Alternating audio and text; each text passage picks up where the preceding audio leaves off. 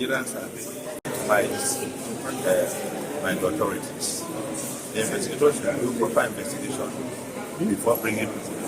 Don't bring an innocent man and keep him for 8 years and trying to destroy his life.